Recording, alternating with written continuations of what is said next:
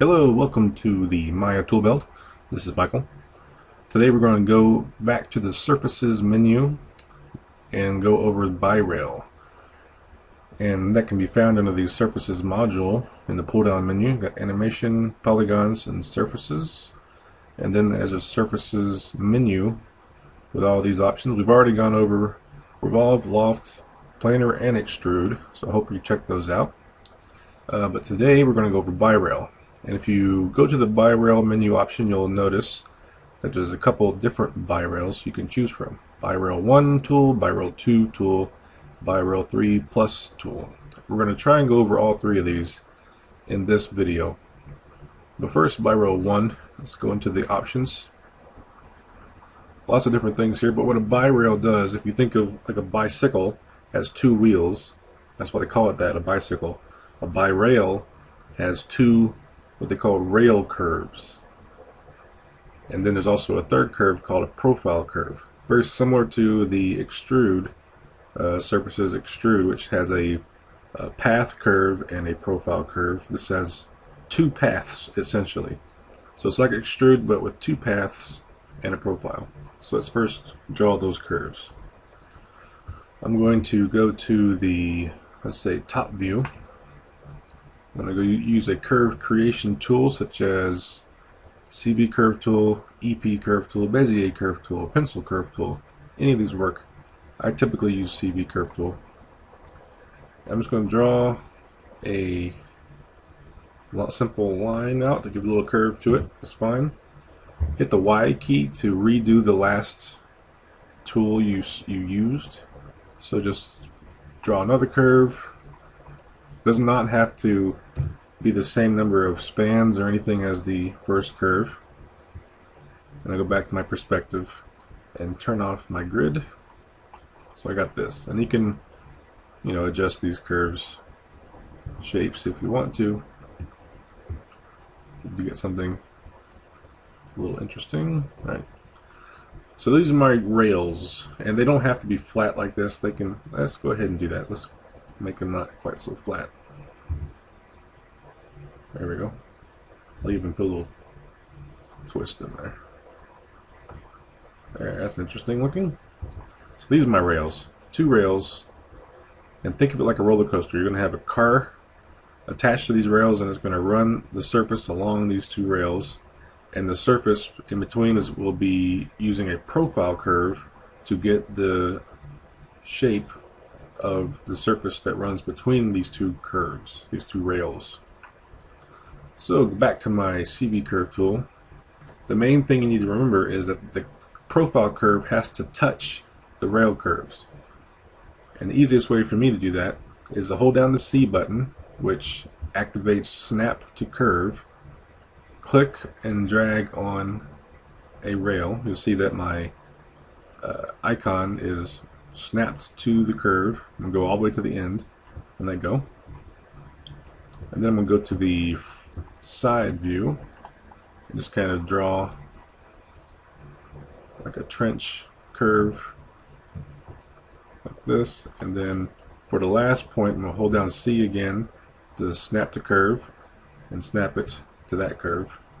Hit enter, and then I'll adjust the shape a little bit.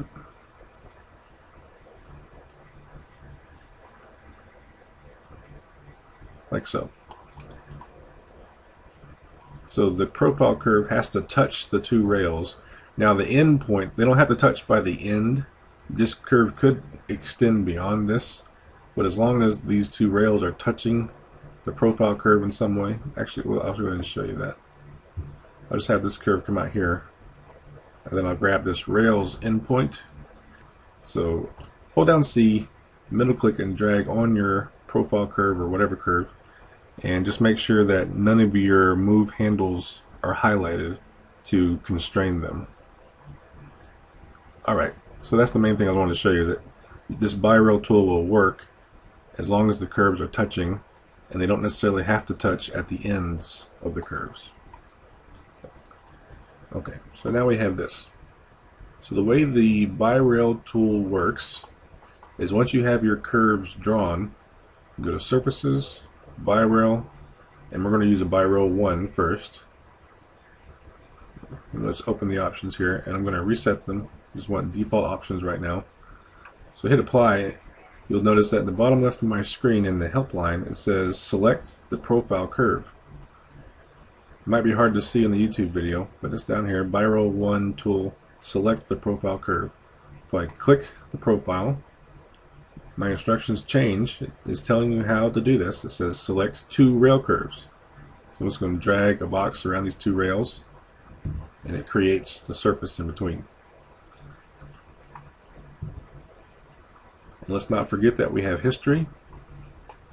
So if I were to select any of these curves and adjust their shape now, after the fact, that surface will change shape to conform to the new rails that I've made. And if I select this profile curve or any of these curves and I move them so they're no longer touching the rail, you'll see the surface disappears. I can undo that and the surface comes back. So the fact that this curve is touching, is not touching the end, that doesn't matter. It just has to touch the curve itself. And so you can see one reason why I do like to use the ends is whenever I'm pulling on these 2 CVs down here, it kind of pulls away because the end point's out here and it's kind of just stretching down. So just for the sake of this demonstration, I'm going to move this back and put the end point here. So now I can adjust these and they won't break the surface. But you can see how the shape changes with this profile curve. And this profile gets run along the rails. Alright, so that's the basics of what Birail 1 does. Let's go into its options. Actually, before we do any options, let's just do the basics of all 3, just so you can kind of see how they all work. So I'm going to delete this surface now, and now we're going to do a simple Birail 2. And a Birail 1, the reason why it's called Birail 1 is because it's using 1 profile curve. With a Birail 2, we'll use 2 profile curves. A Birail 3 Plus uses 3 or more profile curves. So with this profile curve, I just need to make 1 more. And I'll use the same method as before. I go to Create CV Curve Tool, and like again, you can use any curve tool you want. Hold down the C key for Snap to Curve. Click and drag on the curve, and I'm going to go to the other end. Move to my side view again. I'm just going to draw another curve. I'll do something a little weird. For the last point, I'll move back to my perspective camera. Hold down C for Snap to Curve and click and drag on the other rail. And I'll adjust this.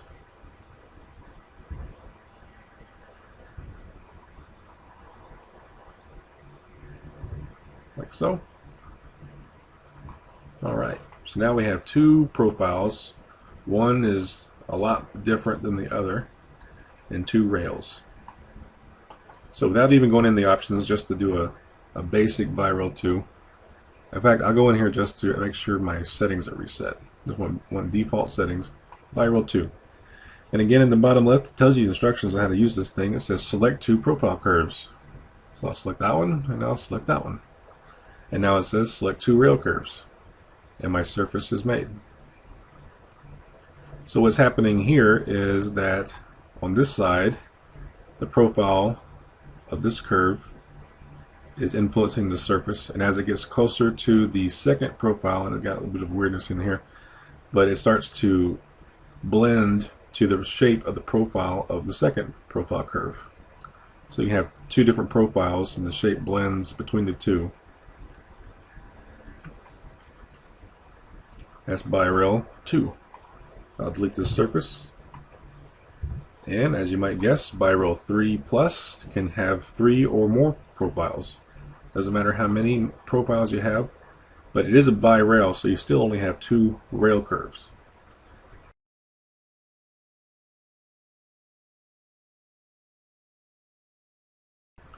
But again, with Birail 3 Plus, I'll make sure my settings are the default settings. Hit the tool, and again I get instructions in the bottom left on my help bar. It says select any number of profile curves. So I'll select that one, and that one, and then press enter to tell Maya that I'm done selecting profiles. Hit enter, and now I select my two rails, and it creates the shape.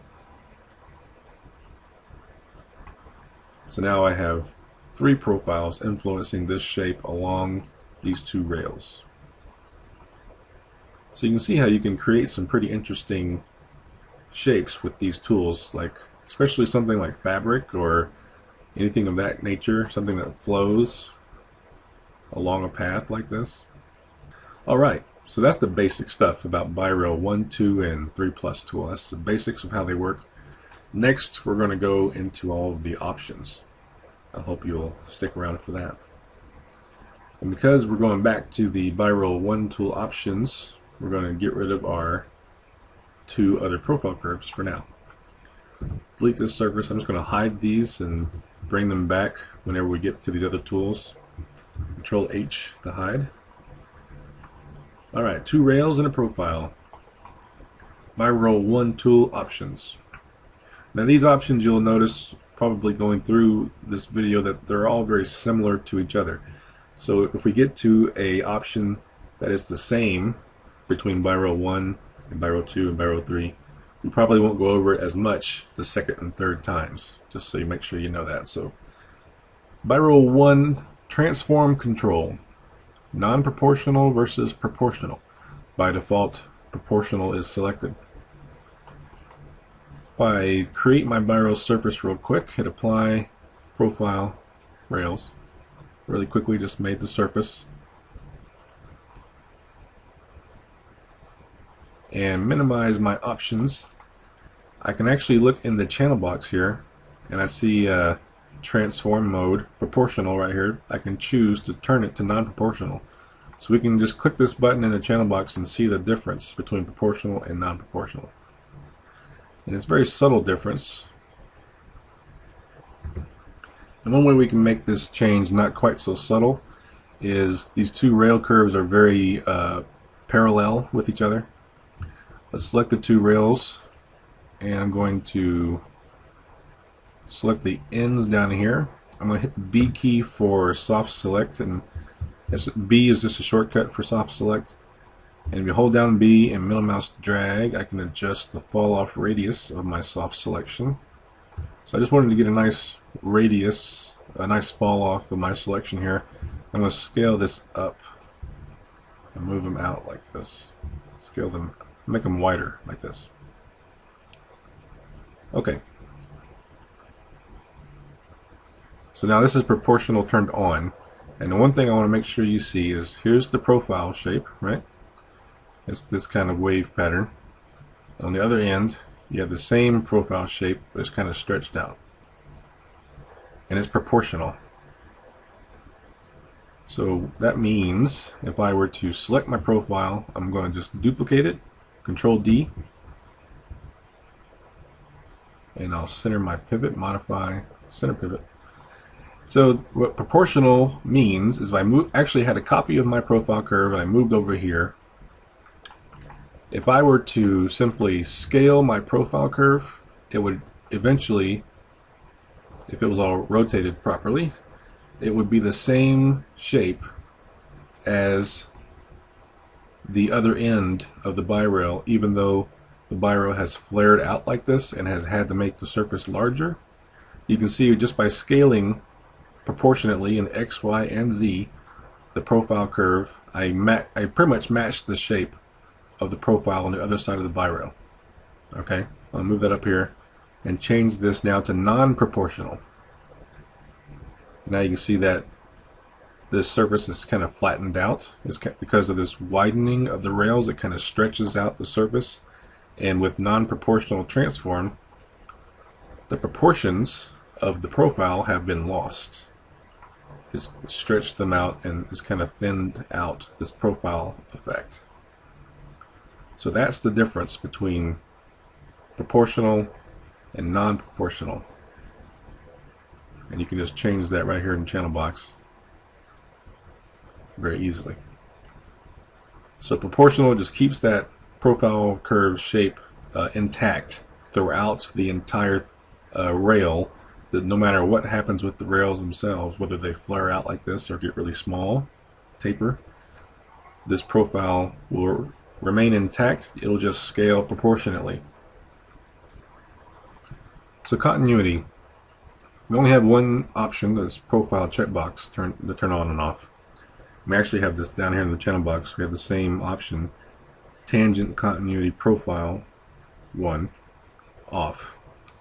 So essentially what this is, it makes the resulting surface tangent, the resulting tangent of the surface that is created, continuous to the surface underlying the profile curve.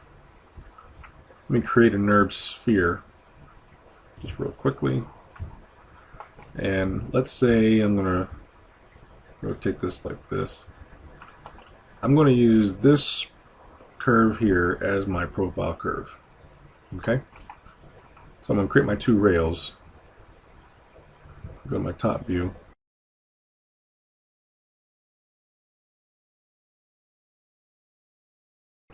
Okay, so what I can use is this surfaces isoparm. Oh, and if you're not familiar with NURB component names like isoparm and CV and stuff, I do have a NURBS component video that will quickly go over that. It takes like 10 minutes just to explain it all. Feel free to just check it out just to get acquainted with those terms. Okay, so I'm going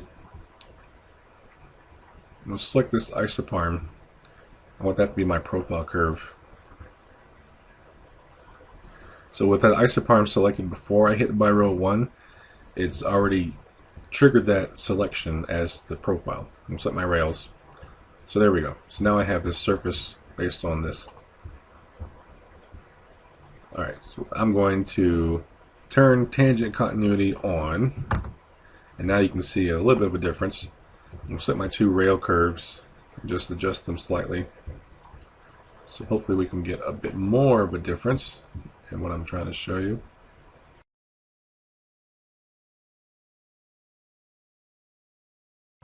So I'm using a surface isoparm as my profile. So I can turn tangent continuity on and off, and you can see a little bit more of the difference. Tangent continuity turned on and off, on and off. So you can see that it's taking that shape, the underlying tangent of the surface from the profile that I've used, and applying that to the surface that is created with the Birail. And that's with tangent continuity turned on, like so. Okay, took a little bit longer to explain that than I wanted to, but hopefully that you understood why. But so it's a little bit confusing because that option is there, but it doesn't really make sense unless you're using a surface for your source, your curve source. Okay, that's using continuity profile, turning on and off. Alright, so I'm going to delete these, don't need these anymore. Let's go back to our original surface. Next is rebuild, and it has checkboxes for each curve we've made. We have a checkbox for profile, first rail, and second rail. If we check one of these, a lot of options open up, and all of these options are the same options as the rebuild curve options, which you can find under edit curves, rebuild curve option. See all of these options here. All these options are the same options that are displayed under the Birail 1 rebuild options. I have a video going over rebuild curve. It goes over all of this. It's a good 30 minutes to go over all of this.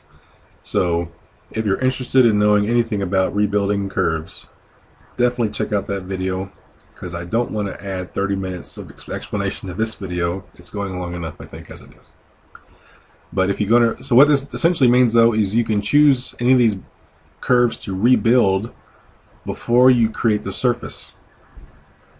So a quick explanation: if I select a curve, hit Control A for the attribute editor. I'm just going to minimize these options here. You see this rail curve has 5 spans. Its min-max value is 0 to 5. If I select this curve, it's also 5. when I select my profile, it's 6. So if I wanted these curves to more closely match spans, if I wanted the profile to be 5, for example, or the two rails to be 6, to match so they all match each other, I'm going to duplicate this surface and move it over here, and then I'll delete this one. I'm going to create a new surface using the rebuild options to make my two rails also have 6 spans instead of 5. So uncheck profile, just selecting the first and second rails. So I'm going to keep the endpoints and tangents. That's what I want to do. And I know if you haven't seen that other video, I'm probably losing you now. Just go check out that other video if you want to have more explanations about what all this does. I'm going to change the number of spans to 6.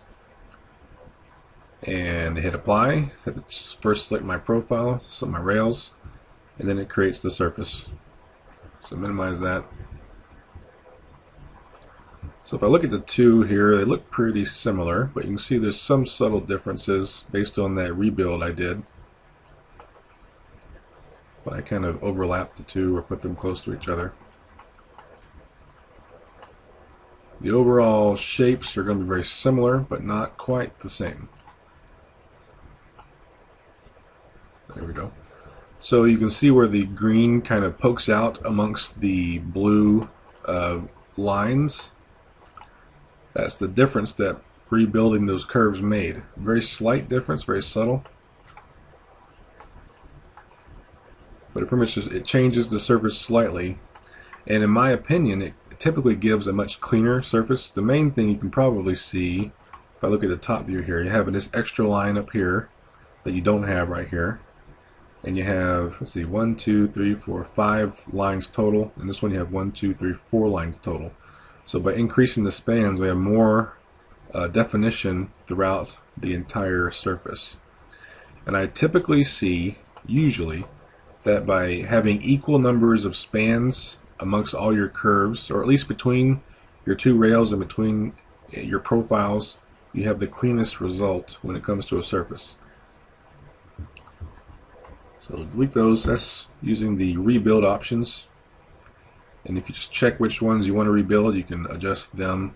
And then after it rebuilds the curve, it will then create the surface. Uncheck those. Output geometry. This is another thing that I have another video going over, mainly for outputting polygons. If I click the polygons button, you'll see a ton of more options appear. I know this is just options hidden everywhere. All these polygon options I go over in another video because it takes just so long to talk about. So click over here for the convert NURBS to polygons video, because this is what all this is. This is converting NURBS to polygons. That's what outputting polygons does.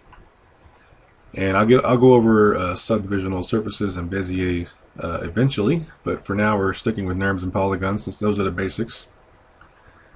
And then last but not least, for Birail 1, we have tool behavior, exit on completion, and auto completion turned on and off. I'm sorry, turning on by default, but you can turn them off.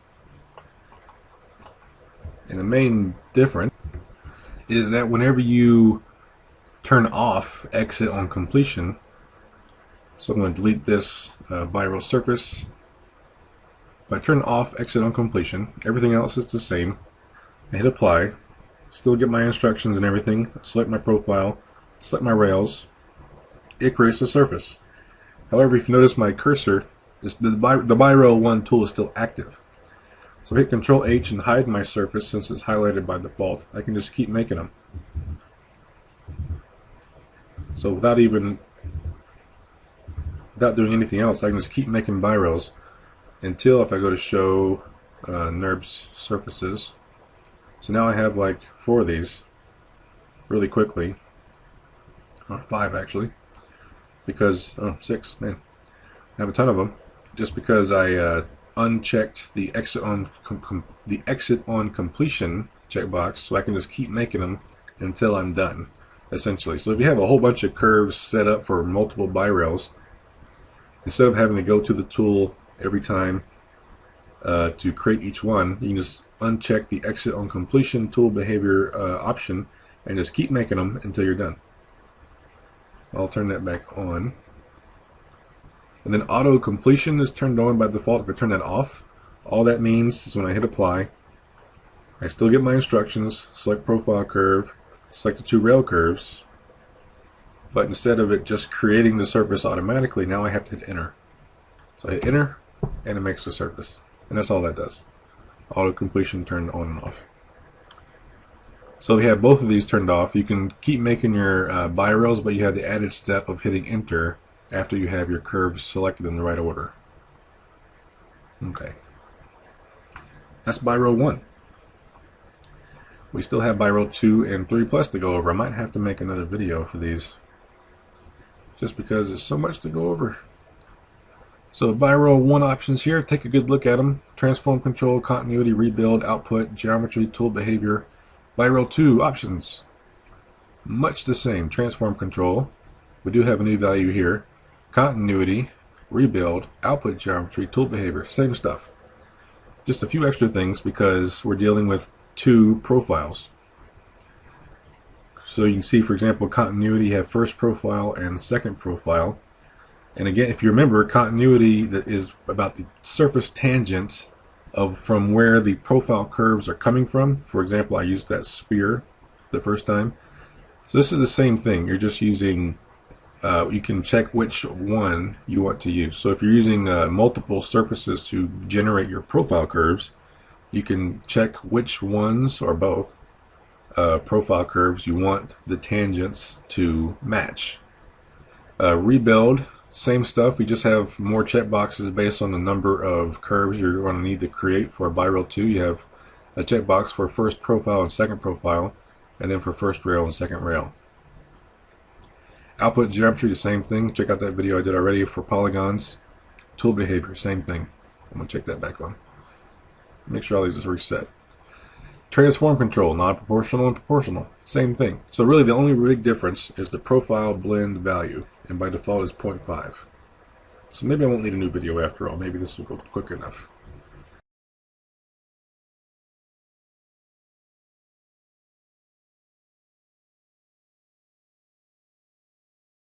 So with apply, select my two profiles, select my two rails, creates my surface. So profile blend value by default is 0.5, and luckily down here in my channel box you'll see with the Birail selected to access all the inputs here. I have transform mode again, proportional, non-proportional, and blend factor. That's that blending slider. Profile blend value, the blend factor, that's the same thing, 0.5 right now by default. And what this simply means is if it's 0.5, that means both profile curves have equal influence over how this surface is shaped. If you go closer to 0, here, I'll just do that. You can see how my surface shifted. Going to 0 means this, in this case, as this profile has more influence. So it doesn't start to twist toward this funky shape at the end here until later in the surface. It gets toward here and then it starts to swing that way. If you go back to 0.5, that swing starts to happen toward the middle of the surface. If you go up to 1, this surface, this profile curve has more influence than this one does. So this twist happens a lot further along up until it gets about here, and then it starts to even out to be this wave pattern.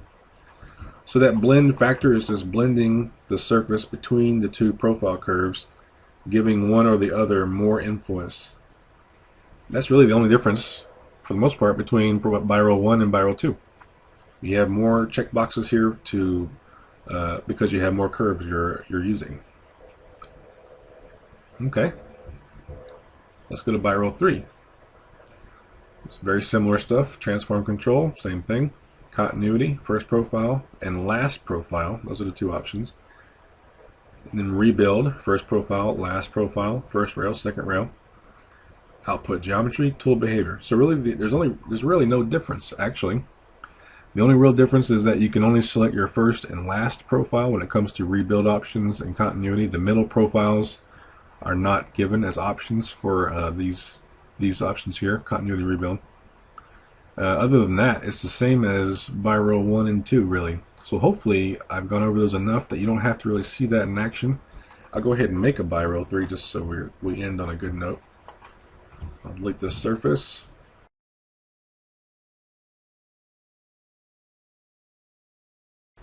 Select my 3 profiles, hit the enter key after you have all your profiles selected, and then select my rails, and there's my surface. Okay, so that's been Birail 1, 2, and 3+. I hope you learned a lot. I hope you enjoyed the video. Feel free to subscribe, and I will talk to you later.